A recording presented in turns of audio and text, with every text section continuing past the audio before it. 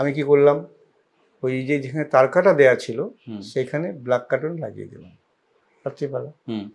অনেকটা বড় বড় ব্ল্যাক কার্টন লাগিয়ে দিলাম। আর ওই নদীর উপর থেকে নিচ থেকে যখন উপরে পাড়ে উঠে আসে সেই জায়গাটাকে রেখেছি যেন ক্যামেরায় ধরতে পারে। আর ঠিক পাড়ের মাথায় একটা মাঝিদের রেস্ট রুম করেছি।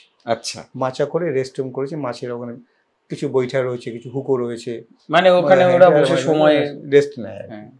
আবার কোনো ভ্রমণচারী আসলে তাকে নিয়ে আবার বেরিয়ে যায়। আর মিউজিক তো হেল্প করেছে, লাইটও হেল্প করেছে। তা ওই একজন শক্তি বলে একজন অভিনেতা ছিল, সে মাঝির পাঠ করেছে। সে উঠে আসছে ওখান থেকে, উঠে সে আমার সঙ্গে দেখা হলে সেও বলে তুমি কি নদীর পার করেছিলে ভাই। উঠে উঠে আসছে, মাঝির ঘরটা দেখা যাচ্ছে, পিছনে নদীর জলের শব্দ হচ্ছে, এটা মিউজিক করেছে। কেউ ধরতে পারেনি যে ওটা নদীর পার নয়। হ্যাঁ, তখন ইন্দ্রসেন আমাকে সাধুবাদ জানিয়েছিল যে না সত্যি আমি মানে এলে যে এইভাবে হবে আমি বুঝতে পারিনি।